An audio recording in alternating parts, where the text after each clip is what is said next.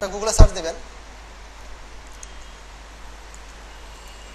lorem ipsum .net। এটাতে গেলে এখানে যারা প্রফেশনাল ডেভেলপার আছে তারা অনেক চিন্তা ভাবনা কইরা এই লেখাগুলা লিখছে। মানে এগুলা নর্মালি যদি আপনি কোনো টেক্সট দেন কি করবেন, এরকম কিছু একটা লিখবেন, এরকম লিখবেন না, দেখতে কেমন দেখা যায় দেখেন। তখন এটারে দুইটা অপশন আছে রান করার, এখানে রান উইথ ফায়ারফক্স আছে, ঠিক আছে, রান অপশনে যে ফায়ারফক্স, অথবা আপনি যেখানে সেভ করছেন ওইখান থেকে ফায়ারফক্স ওপেন করেন, ওপেন উইথ ফায়ারফক্স। আচ্ছা, নর্মালি লিখলে এরকম শো করতেছে লেখাটা। আর যদি ওইখান থেকে কোনো একটা টেক্সট নিয়ে আসেন, এখান থেকে নিয়ে আসলেন, এই লেখাটা কিন্তু দেখতে অন্যরকম লাগতেছে, তাই না? মানে সাজানো গোছানো একটা, এটার কোনো মিনিং নেই, এখানে যা আছে এটার কোনো অর্থ নাই এই লেখাগুলার, কিন্তু দেখতে সুন্দর। এগুলোর বলে dummy content, dummy content, demo content, dummy ডাটাও বলে। আচ্ছা, এখান থেকে কপি করে নিতে পারেন। আচ্ছা, তাহলে এই যে লেখাগুলো লিখলাম, মনে রাখবেন HTML ফাইলের ভিতরে HTML ট্যাগ ছাড়া কোনো লেখা যাবে না, কোনো লেখা লেখা যাবে না। এটা সেভ করলাম, এখানে যদিও শো করবে, বাট HTML এর কোনো ট্যাগ ছাড়া লেখাগুলো লিখবো না আমরা। ক্লিয়ার? এখানে তাহলে নর্মাল লেখা দিতে হলে কি লিখতে হবে? পি, পি শুরু এবং শেষ। পি হচ্ছে প্যারা, প্যারাগ্রাফ, অনেকে মানে এক একজন এক এক নামে চেনে, বাট প্যারাটাই বুঝেন। আমরা যখন এসে লিখি ওইখানে কিন্তু মানে বর্তমান রুলস অনুযায়ী এসের সাবটাইটেল দেওয়া যায় না, ঠিক আছে? ওইখানে কি করা হয়? প্যারা প্যারা করে লিখতে হয়। এরকম এই যে পি দিলেন, পিটা বোঝাচ্ছে এটা একটা প্যারা। এরপরে যদি আরেকটা পি লেখেন, ধরেন আরেকটা পি লিখলাম এখানে, এটারে আমরা রিলোড দিলাম। এই যে প্রথম পি, প্রথম পি হচ্ছে এতটুকু, প্রথম পি এর এক লাইনের থেকে আরেক লাইনের গ্যাপ নর্মাল গ্যাপ, যতটুকু সাধারণত একটা লাইনের মধ্যে স্পেসটা থাকে বা গ্যাপটা থাকে। কিন্তু যখনই নতুন একটা পি শুরু হচ্ছে তখন কিন্তু মাঝখানে একটা লাইন গ্যাপ পড়ে যাচ্ছে, তাই না? এটা হচ্ছে পি এর ডিফল্ট একটা গ্যাপ। পি ওই গ্যাপটা নিজের মতো করে ধরে রাখে, ঠিক আছে, যে নিজেকে আলাদা করার জন্য। এটা হচ্ছে প্যারাগ্রাফ ট্যাগ। আমরা পি ট্যাগটা দেখলাম, আবার পিটা কাইটা দিই, আমরা কাইটা দেওয়ার পরে এতটুকু কাইটা দিলাম, কোনো ট্যাগের বাইরে লিখলাম আপাতত বুঝার জন্য। রিলোড দেই, এরকম ওই লেখাটা আসছে কোথা থেকে? এই যে পি থেকে। পরের যে লাইনটা, এই লাইনটা, এটা কিন্তু এক লাইন আছে, তাই না? আমার ইচ্ছা হচ্ছে এখান থেকে এটা নিচ থেকে শুরু হবে। এরকম আমরা যদি এইখানে এইভাবে ইউজ করি, চিন্তা করতেছি যে এইভাবেই রান করব, আমরা রান করি, রিলোড দিলাম, কাজ হচ্ছে না। কারণ কি? একটা ট্যাগ লাগবে। নর্মালি আপনি যত লেখাই লেখেন সেটা কোনো ব্রেক নিবে না। আপনি যদি নিচের লাইনের নিতে যান তাহলে একটা ট্যাগ দিতে হবে, তো হচ্ছে বিয়ার। বিয়ার এটা ব্রেক ট্যাগ বলে অথবা ইন্টার বলে, ঠিক আছে? বিয়ারটা দুইভাবে লেখা যায়, এটা কোনো ক্লোজ নাই, এটা এরকমই।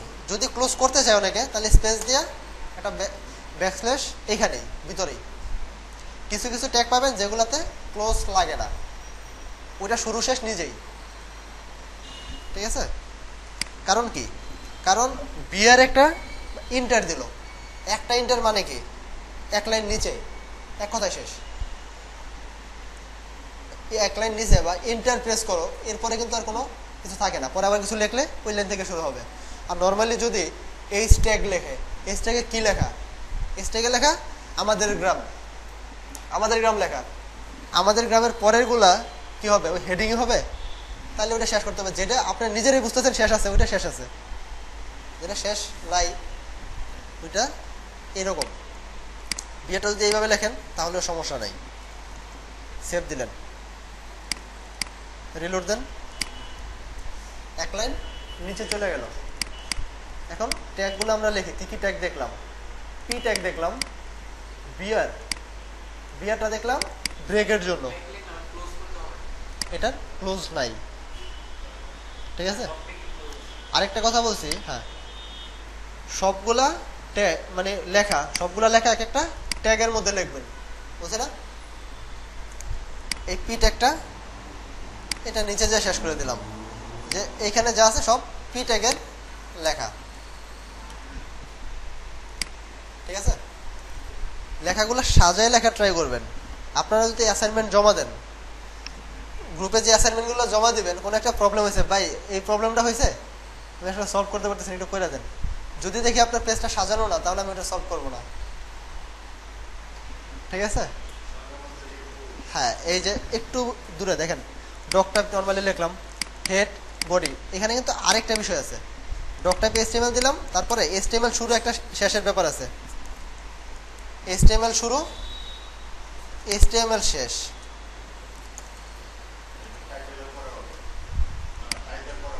এই যে এইরকম, এখান থেকে সাধারণ নিয়মটা হচ্ছে এই ডক টাইপ HTML, এটা হচ্ছে একদম টপে, এটা কোনো শুরু মানে শেষ নাই, শুধুমাত্র HTML ফরম্যাটটা বোঝানোর জন্য। তারপরে HTML দিয়ে শুরু, HTML দিয়ে শেষ, বডি দিয়ে শুরু, বডি দিয়ে শেষ, ভিতরে টাইটেল। আচ্ছা, এটা বাদ দিয়ে আমরা নতুন করে টোটাল ফরম্যাটটা করি। এতক্ষণ শুধু বোঝার জন্য করছি, তাই না? এখন কাজ করার জন্য টোটালটা করি। সেভ দিলাম, ওইখানে আমাদের কিচ্ছু নাই, ব্রাউজারটা খালি। ফার্স্টে কি বলছিলাম বলেন, সাথে সাথে বলেন। ডক টাইপ HTML, তারপরে HTML দিয়ে শুরু, HTML দিয়ে শেষ, তারপরে একটা ট্যাব দিলাম, হ্যাঁ এন্টার দিয়ে একটা ট্যাব দিলাম, তারপরে হেড, হেড দিয়ে শুরু,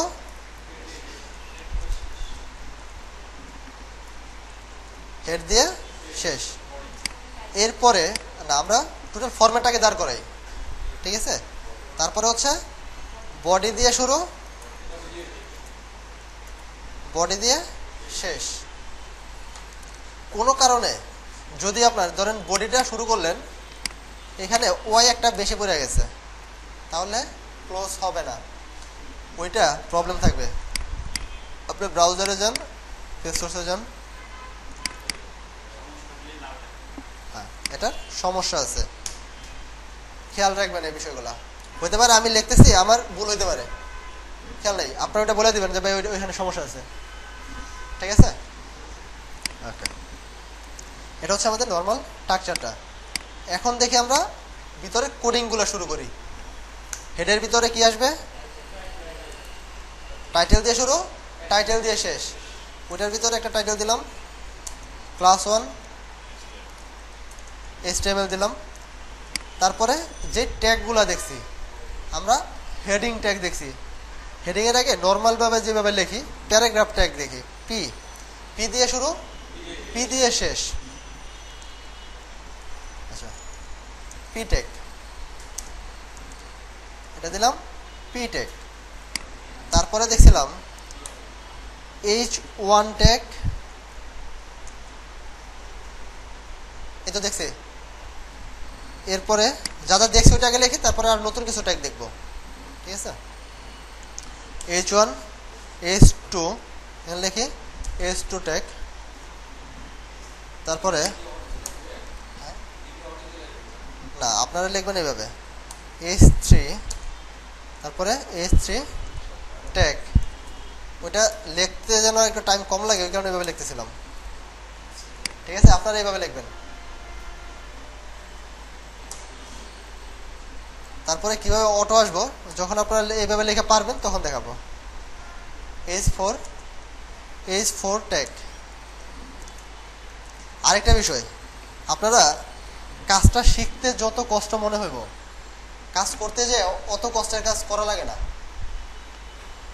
সহজভাবে বলতে গেলে আমরা জেনারেল লাইনে যে লেখাপড়া করি, এত কঠিন এত কিছু মানে পড়ার পরে যে লাইনে কাজ করো ওইখানে কিন্তু যে বিষয়ের উপরে কাজ করে শুধুমাত্র ওই টপিক্সটা একটু ভালোভাবে করলেই হয়। যারা ক্যাশিয়ার হিসাবে কাজ করে তারা কিন্তু টাকা পয়সার হিসাবটাই রাখে, ঠিক আছে? তাদের ফাইন্যান্সিয়াল আরও কোন জায়গায় কি ইনভেস্ট করতে হবে ওগুলো তাদের হিসাবে দরকার নেই, ঠিক আছে? যখন আপনারা কাজ করবেন আপনাদের ম্যাক্সিমাম কাজ থাকবে থিম ডেভেলপমেন্ট আর ওয়ার্ডপ্রেস থিম কাস্টমাইজেশন, ঠিক আছে? ওইগুলো করতে গেলে এগুলো আইডিয়া বেসিক দরকার আছে, কিন্তু এগুলো আপনার ভালোভাবে জানতে হবে। শেখাটা কষ্ট, করাটা ইজি, ঠিক আছে? টাফ মনে হলো সবগুলা ক্লাস কন্টিনিউ করবেন যদি ফ্রিল্যান্সিং করার ইচ্ছা থাকে। আর যদি ফ্রিল্যান্সিং করার ইচ্ছা না থাকে তাহলে আগে থেকেই বলেন, আপনাদেরকে আমি কোনো ফোকাস দিতে পারো, আপনি বলবেন ভাই আপনার ক্লাস করার দরকার নেই, ঠিক আছে? যেহেতু এখানে আসেন অবশ্যই ফ্রিল্যান্সিং এর ইচ্ছা আছে, ঠিক আছে? অবশ্যই ওইভাবেই কাজগুলো ট্রাই করেন। এটা গেল আমাদের H4 পর্যন্ত।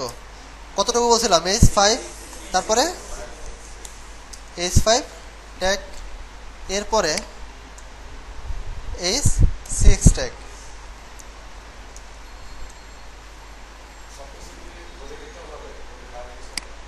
বডির বাইরে আর কিছুই যাবে না।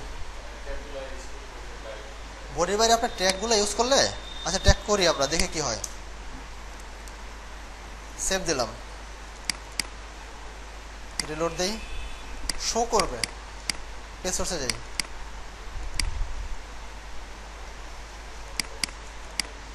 আপনার শরীরের বাইরে আপনার হাত পা মাথা এগুলো হচ্ছে আপনার বডির অংশ, তাই না? আপনার জুতা পাশে রেখে দিচ্ছেন খুইলা, আপনি এখানে বসে আছেন, ওই জুতা যে আপনার, ওটা কিন্তু কেউ বিশ্বাস করবে না। আপনার পায়ে যদিও জুতা নাই, যে দেখছে আপনি এটা পরে আসছেন সে বিশ্বাস করবে যে এটা আপনার, ঠিক আছে?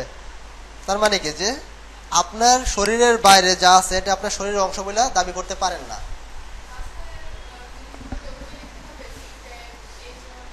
না না, এটা হচ্ছে আপনার বোঝার জন্য কোনটা কি ট্যাগ। এখানে আপনি টেক্সট লিখতে পারেন, এটা হচ্ছে আপনি যা লিখতে চান।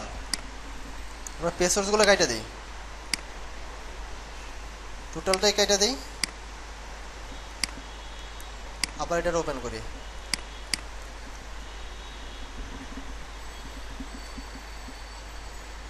এটা সাইডের নাম বলছিলাম ডামি টেক্সটের জন্য, না কি বলছিলাম?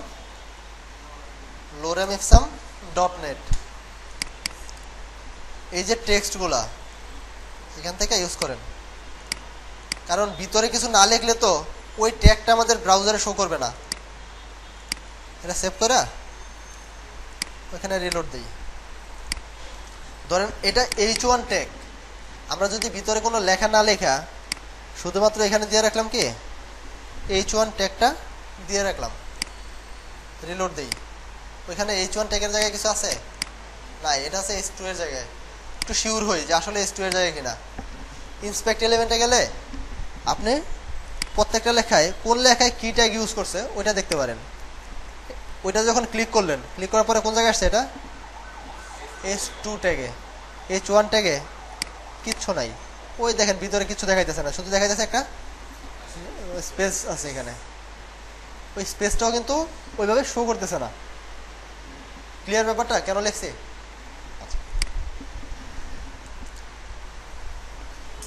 এই কারণে আমরা লেখাগুলো লিখছি শুধু ট্যাগগুলা শো করানোর জন্য। আচ্ছা, এটা গেল। আরেকটা দেখছিলাম বিয়ার। বিয়ারটা এখানে ইউজ করতে পারেন, অথবা এভাবে ইন্টার দিয়ে এখানে ইউজ করতে পারেন, অথবা এখানে ইউজ করতে পারেন। যেইখানে আপনার ইন্টার দরকার ওইখানে থাকলে হলো। হ্যাঁ, তাও নিচে আসবে, তাও নিচে আসবে। তবে বিয়ারটা লেখার সঠিক পদ্ধতি হচ্ছে এই লাস্টে বিয়ার, এইটা, হ্যাঁ লাস্টে লিখলেন, নিচে থেকে আরেকটা লাইন শুরু করলেন, ঠিক আছে?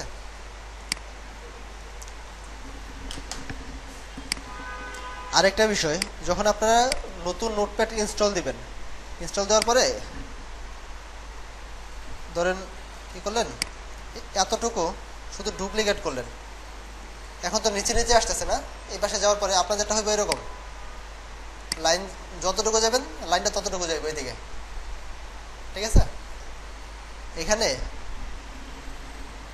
একটা আইকন আছে দেখেন, অ্যারো দিয়ে নিচের দিকে দেওয়া, এটা হচ্ছে ওয়ার্ড ওয়ার্ক।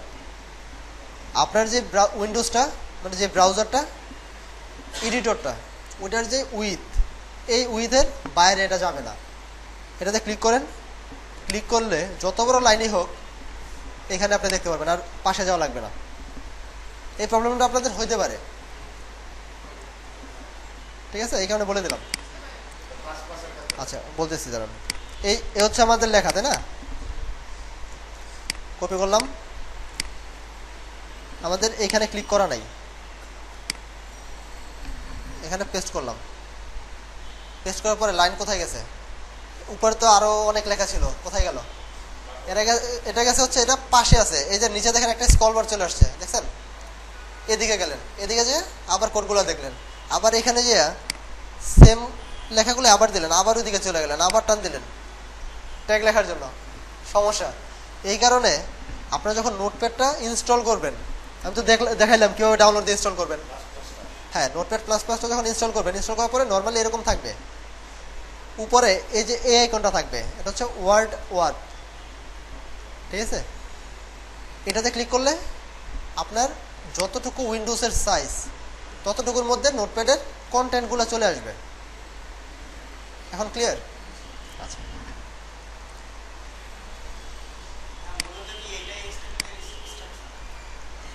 HTML এর মেন স্ট্রাকচার হচ্ছে এটা। HTML দিয়ে ডক টাইপ উপরে, HTML দিয়ে শুরু, HTML দিয়ে শেষ, হেড দিয়ে শুরু, হেড দিয়ে শেষ, বডি দিয়ে শুরু, বডি দিয়ে শেষ, এতটুকু হচ্ছে HTML এর স্ট্রাকচার। আর টাইটেলটা হচ্ছে টাইটেল, এর ভিতরে আর যা লেখা লাগে এটা পরে বলছি যে আস্তে আস্তে বলবো যখন যেটা দরকার, আর ভিতরে যা লেখা লাগে আপনি লিখবেন। এটা হচ্ছে HTML এর স্ট্রাকচার, কোডগুলো হচ্ছে HTML এর অংশ, মেন স্ট্রাকচার হচ্ছে এতটুকু।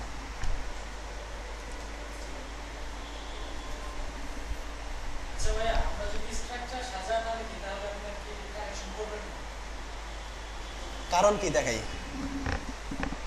স্ট্রাকচারটা আপনার সাজায় লিখলেন না, এই হেড শুরু হেড শেষ, টাইটেল শুরু টাইটেল শেষ, এরপরে বডি শেষ হচ্ছে, অথবা এটা নিচে থেকে শুরু করছেন, তারপরে এগুলা এইরকম, এটা শেষ হয়েছে এখানে, শেষ হওয়ার পরে আবার আরেকটা ট্যাগ শুরু হয়েছে এরকম, ঠিক আছে। দেখতে কি অবস্থা? যদি এরকম থাকে, আমি সেভ দিলাম, ব্রাউজারে যাই,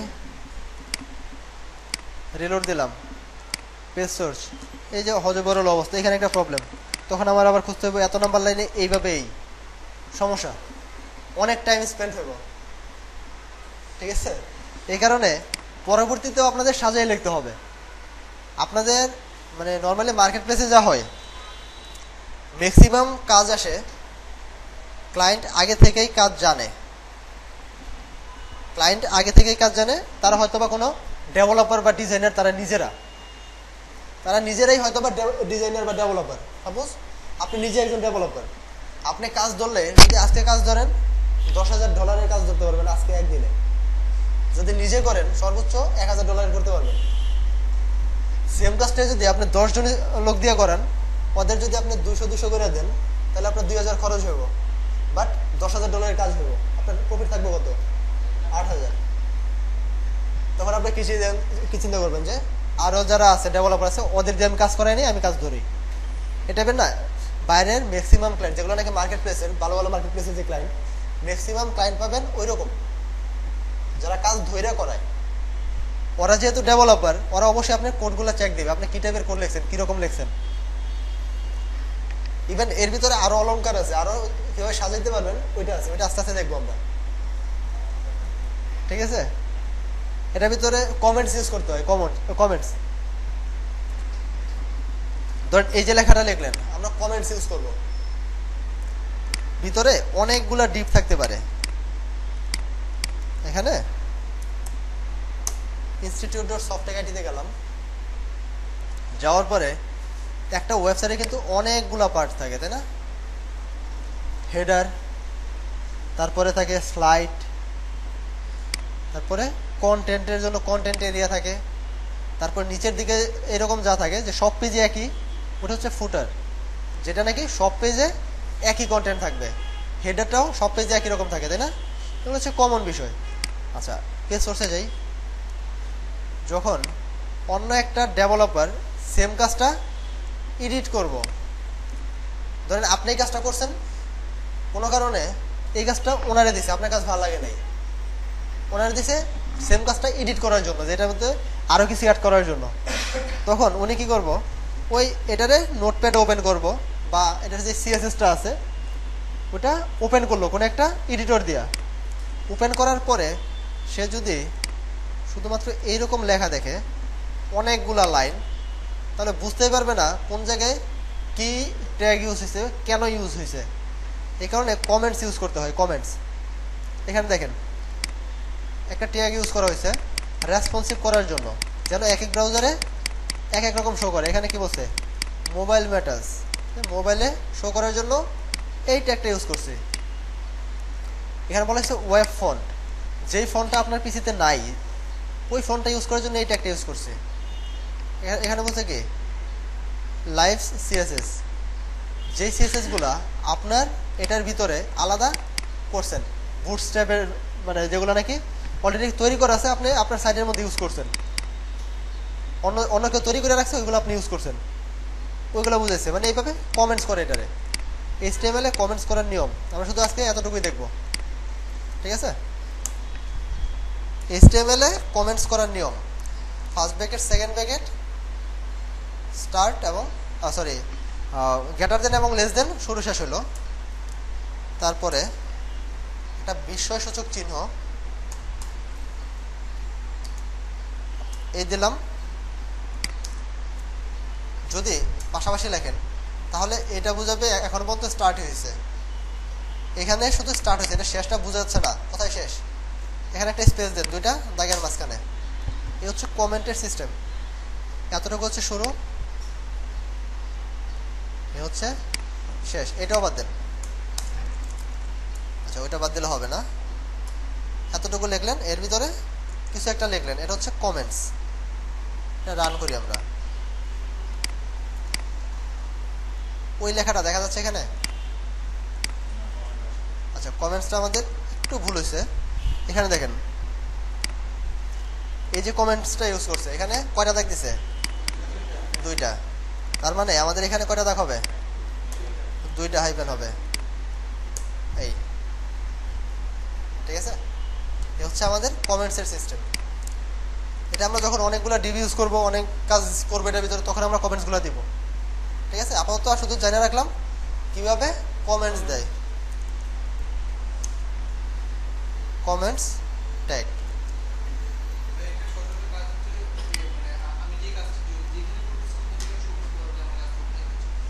এই কমেন্টসটা হচ্ছে আপনার মনে রাখার জন্য, ঠিক আছে? এটা হিডেন ভাবে কাজ করার জন্য। এটা কোনো ইউজারকে শো করার দরকার নাই, এটা হচ্ছে ডেভেলপারকে দেখানোর জন্য হিডেন ভাবে, অথবা আপনার এই সেম কাজটাই দিল করার জন্য। আপনি কাজ করছেন 6 মাস আগে, এখন ভুলে গেছেন কোন কোড কেন ইউজ করছেন, কোন জায়গায় কি ইউজ করছেন। ক্লিয়ার? এই কারণে কমেন্টসটা ইউজ করা হয় শুধুমাত্র ডেভেলপারের বা ডেভেলপারকে দেখানোর জন্য। কমেন্টসে থাকতে পারে যে এতটুকু হেডারের জন্য, ধরেন এই যে এইখানে যতটুকু কোড লেখছে এতটুকুর জন্য তো অবশ্যই আলাদা একটা কোড লেখছে, তাই না? এটা শুরুতে দিবেন হেডার শুরু বা হেডিং বা ম্যানো শুরু, ম্যানো স্টার্ট, ঠিক আছে? Mano HTML start. তারপরে নিচে দিলেন ম্যানো HTML ইন্ট। এতে কি বোঝাবে, যদি আপনার 1000 লাইন থাকে, 1000 লাইনের মধ্যে 25টা বা 20টা আপনার হবে কি ম্যানোর জন্য লাইন। তাহলে আপনি ম্যানো খুঁজতে হলে কিন্তু 1000-এ খুঁজতে হইতেছে না, আপনি 25টার ভিতরে খুঁজবেন কোনো একটা ট্যাগ মিসিং আছে কিনা বা কোনো একটা প্রবলেম আছে কিনা, তাই না? যখন আমরা কাজ করবো তখন আমরা দেখবো আসলে ব্যাপক ইউজটা। শুধু আমরা এখন দেখতেছি ধরেন এবিসিডি ফার্স্টে শিখে না, পরে না আপনার ইয়াতে যায়, রিডিংয়ে যায়। হ্যাঁ, আমরা শুধু শিখে রাখলাম কীভাবে ট্যাগগুলো লেখে, কমেন্টস কীভাবে লেখে, পি কীভাবে মানে প্যারাগ্রাফ কীভাবে লেখে, বিআর কীভাবে লেখে। ঠিক আছে, আচ্ছা এতটুকুই। আপনারা শুধু আজকের ক্লাসের সারমর্ম আর কি, ক্লাসটা মনোযোগ দিয়ে করতে হবে, কোনো ক্লাস গ্যাপ দেওয়া যাবে না, ক্লাসের মধ্য থেকে ক্লাস চলাকালীন বাইরে যাওয়া যাবে না, কোনো কল রিসিভ করা যাবে না।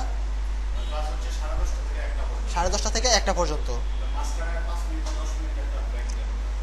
হ্যাঁ, ওইটা হবে, তবে ওই ব্রেকটা বাইরে যাওয়ার জন্য না, ওইটা একটা বাইরে মানে ব্রেক যেটা থাকবে ওইটা বাইরে যাওয়ার জন্য না, এটা জাস্ট মজা করার জন্য বা এখানে একটু বসে কথা বলার জন্য, ক্লাসের বাইরের আলোচনা। আজকে যখন মানে এস্টিমেলটা ধরছি, এরপরে কিন্তু অন্যদিকে যায় নাই, কারণ কি এস্টিমেলটাই ধরছি আমরা 1 ঘন্টা পরে, তাই না, 1 ঘন্টা 1 ঘন্টা পরে। এই কারণে তো নেক্সট থেকে ওইটাই হবে, যেন আপনারা বোর ফিল না করেন। আর কথা হচ্ছে ক্লাসের মধ্যে ঘুমানো যাবে না, যদি বেশি ঘুমান ফ্যানগুলো অফ থাকবে সব, কারণ গরমের মধ্যে অত সহজে ঘুম আসে না। তখন আমার উপরে মেজাজটা গরম হইব যে ভাই ফ্যানটা বন্ধ করে দিছে, আবার ওইদিকে ঘুমটাও একটু বন্ধ হইব, গরমের মধ্যে ঘুমানো যাচ্ছে না।